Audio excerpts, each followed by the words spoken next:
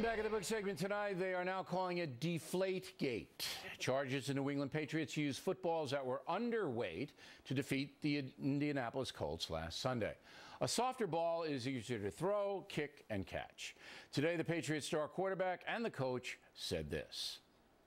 You know, I didn't alter the ball in any way. I feel like I've always played within the rules. I would never do anything to break the rules. I have no knowledge of any wrongdoing of any. Nobody did anything wrong. Yeah, I'm very comfortable saying that. I felt like we won the game fair and square. When I came in Monday morning, I was shocked to learn of the news reports about the footballs. I had no knowledge whatsoever of this situation until Monday morning. Joining us now from Boston, Kurt Minahan from WEEI Radio, and from Los Angeles, Fox News analyst Jim Gray. What do you think happened here, Jim? I think that someone made a deliberate decision and a deliberate attempt to alter the standard of the game and deflate these balls. That's what I believe. Bill Belichick and Tom Brady, you just heard them. Bill Belichick gets called into question because of his past, and because of what has gone on in his past, there is his credibility problem. But I think it's a little bit beyond all of this. The protocol needs to change, Bill. What's wrong with the officials here? They take the balls at 2 hours and 15 minutes, and then they don't have jurisdiction over them?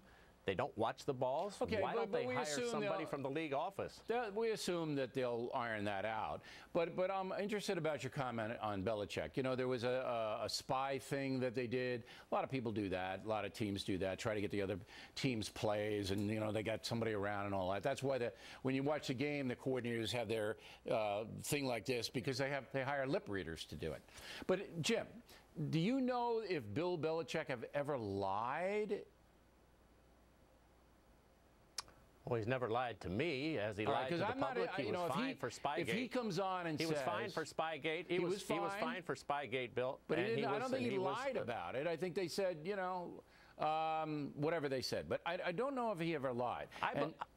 I believe he had no knowledge. I believe him when he said, I had no knowledge of this, that I have never spoken to my staff or anybody in my coaching staff. That's my point. If a guy's going to go and say that at that level, and he lies, he's done. Now, Kurt, you interviewed Brady today on your radio program, and you're in Boston. Do you think either Brady or the coach had anything to do with this? Well, I talked to Brady Monday, Bill, and to tell you the truth, I thought Belichick came across better today than Brady did. I believe Belichick. I'm with Jim on that one. I believe Belichick. I think this is a Brady operation. Now, it's unusual for Belichick to ever blame a player. He never calls a player out specifically. He called Brady out today. Now, if you're to believe Brady, who said he doesn't know anything about the process, and I'm supposed to believe a rogue ball boy or a rogue equipment manager monkeying around with footballs in an AFC championship game without Tom Brady or Bill Belichick's permission, that's simply not believable. If you spent 1 minute around Belichick or Brady the last 15 years, that just doesn't work. It's not a believable concept. Well, here's, and this is speculation, but here's how it could have come down, and I wouldn't be surprised if this is going to be proven true. They know what Brady likes, all right? They know it's cold, they know it's raining, and they know Brady likes a softer ball. Everybody knows that. So a guy working for the Patriots who's got the balls, whatever, does it on his own, doesn't tell Brady, doesn't tell Belichick, just does it. Possible, Jim? Well, I would agree with that. I don't believe for 1 minute. I do believe what Tom Brady had to say today. I don't believe that he asked anybody to alter those balls. I do believe that when they left his hands, he did not want them in any way, shape, or form. I think he was telling the truth. I don't think he wanted those balls altered from the time they left his hand.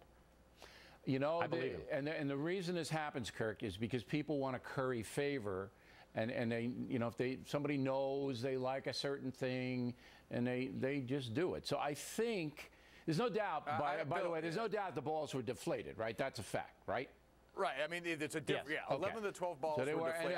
And again, earlier in the season, some team complained about it. So it was going on. But it would just be almost inconceivable a guy like Tom Brady or a guy like Belichick would get up there and lie about it.